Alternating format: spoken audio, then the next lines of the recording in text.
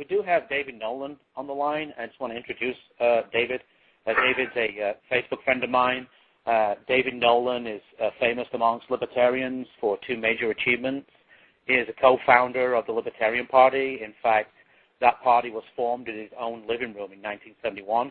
In 1970, he created a new map of the political world that has all but replaced the old-fashioned left-right linear model.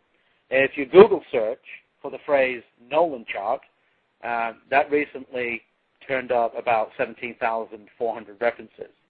David, are you with us? Hello. Yes, I am with you. Right. Well, what do you think about those libertarians out there who aren't really libertarians, like the Glenn Becks and the Sarah Palins? I mean, what do you say? Whoa, back up. Glenn Beck is a wannabe libertarian. Sarah Palin is by no stretch of the imagination a libertarian. She's a populist who happens to align with libertarian beliefs on certain issues, for example, the right to keep and bear arms, but she's no libertarian. She was, first in line to get big federal handouts for her state. The reason there's no state income tax in Alaska is because they've got a huge severance tax on oil, and they're always running to the federal government. Sarah Palin is no libertarian on virtually any issue that I can think of aside from gun rights. Okay, no, I agree with you 100%. That's the message I've been trying to spread now. How do you educate why are so many, neocon Republicans so bought into this system where they actually believe Sarah Palin's going to be the next answer to libertarianism? That's some people really, truly.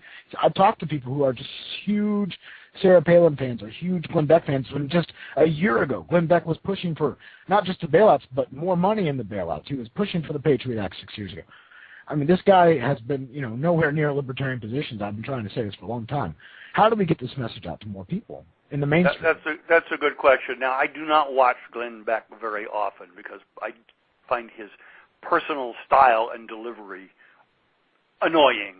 I just don't like listening to Glenn Beck any more than I like listening to most talking heads, left or right, because they just annoy me.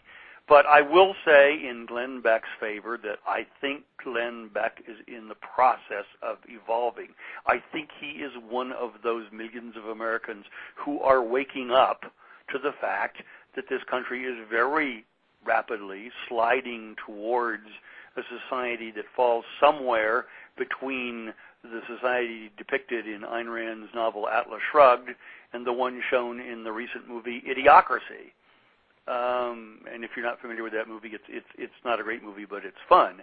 The reality is that things are spinning out of control very fast, and lots of people are waking up. And if we did not believe that people can change and evolve, then why would we be talking to people?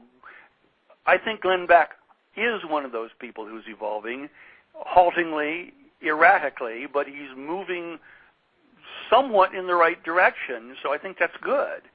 Sarah Palin, as I said, I think Sarah Palin is a shill. She's being groomed as the next GOP star by at least one wing of the party.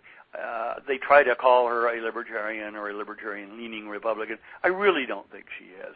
There's very few real, even small L libertarians in the Republican Party power structure. A lot of grassroots Republicans will tell me all the time when they go to Tea Party rallies or so forth. Oh, I really like what the libertarians say. I'm a libertarian, but I vote Republican because the libertarians can't win. I think that there's Ron Paul, and I'm sure there's a handful of others, but there are really almost no Republicans in positions of real influence who could be called libertarian even by a charitable stretch of the imagination. David Nolan, founder of the Libertarian Party.